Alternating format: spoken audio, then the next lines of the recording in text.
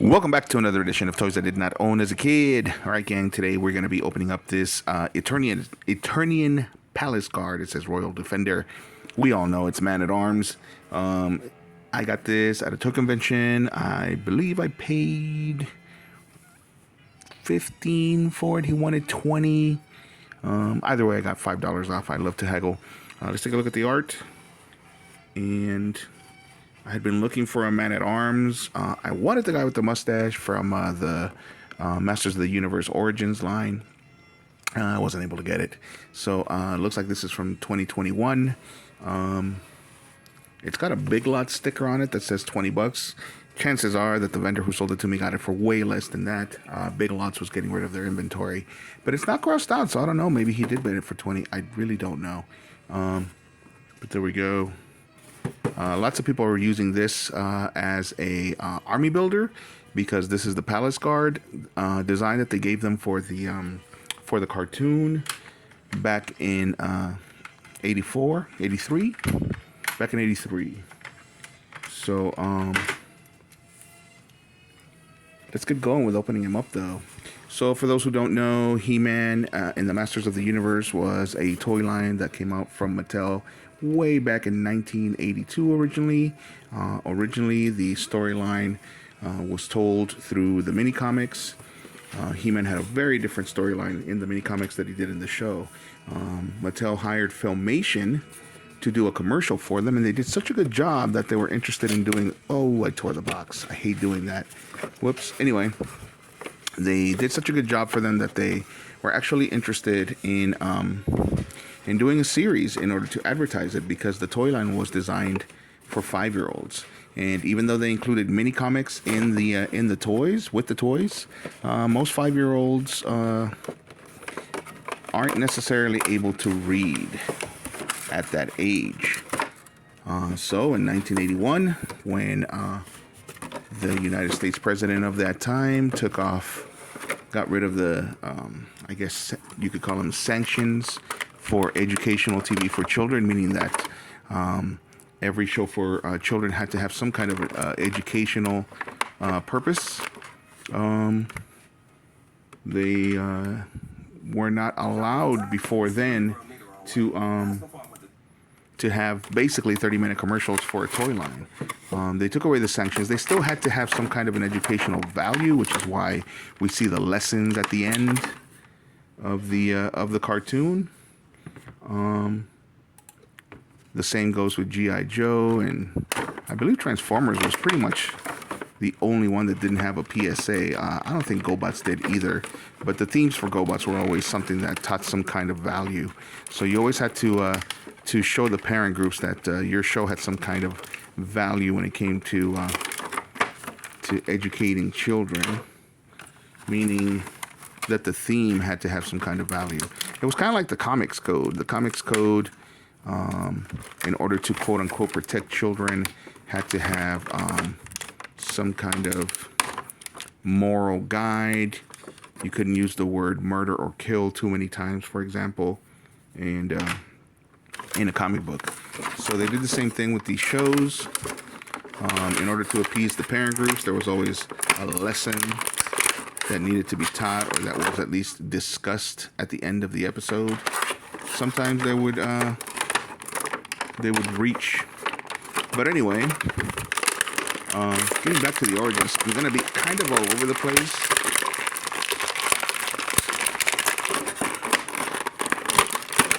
And that is a good blister. Holy smokes. I'm going to be kind of all over the place when it comes to this history for anybody that doesn't know it. Going back to the origin of the toy line. So, something that most people don't actually talk about, because even Mattel won't talk about it, but before He-Man came about, they had a deal to make a toy line out of Conan the Barbarian.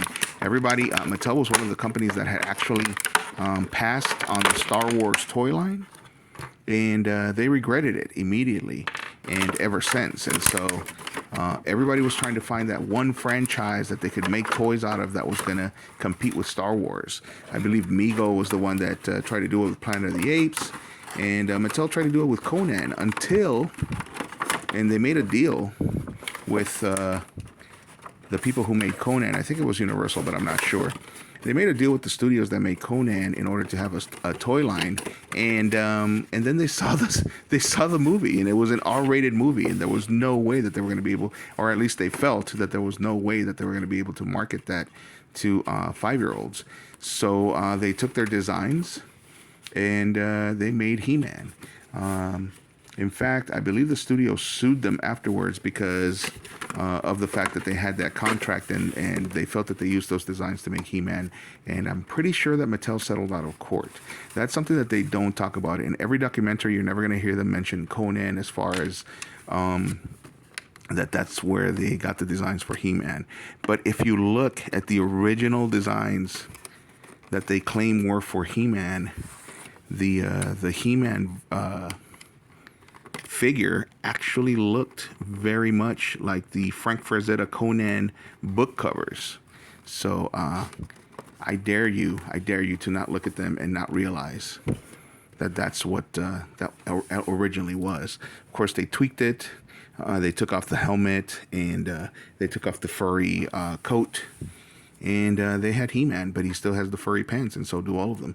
So they mixed it with science in order to they basically tweaked the original designs. So here we go. So Master, and then they came out with He-Man. It was a great success in the early 80s.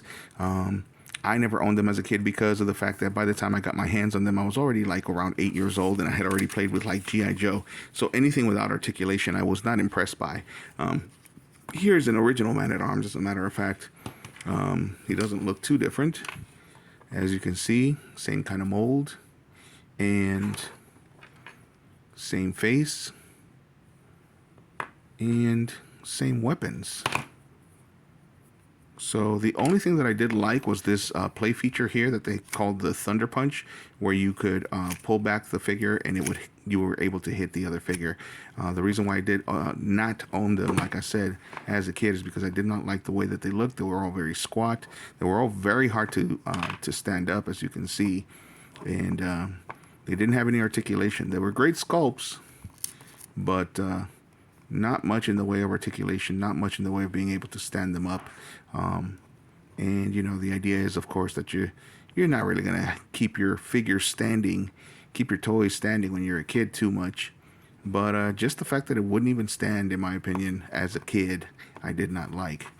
As an adult, however, I can appreciate the sculpt, I can appreciate the play features, but I started collecting these guys because of the fact that I finally bought a He-Man when they came out with this Masters of the Universe Origins line. And the reason why was because now they have all of that great articulation. You can bend at the elbows, you can bend at the knees, you can twist at the wrists and bend at the wrists and all that stuff. And even though they don't have, you can twist at the waist, even though they don't have that Thunder Punch feature anymore, which in my opinion would have been great, they do have this great modular feature where they are all fully modular, meaning that you can take off their arms and their boots, and you can split them in half at the waist. You can take off their heads so that you can mix and match with other figures. And I've had lots and lots of fun doing that. So here he is as a palace guardsman. So that would be this weapon here, as a palace guardsman, and the shield, of course. So looking pretty cool.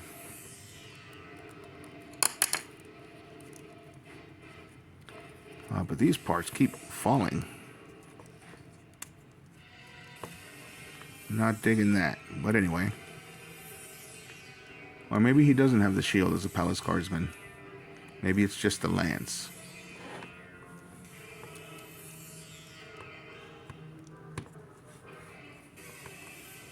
Alright. There he is. Looking pretty impressive as a palace guardsman. And our video is getting long, so I'm going to have to cut it here.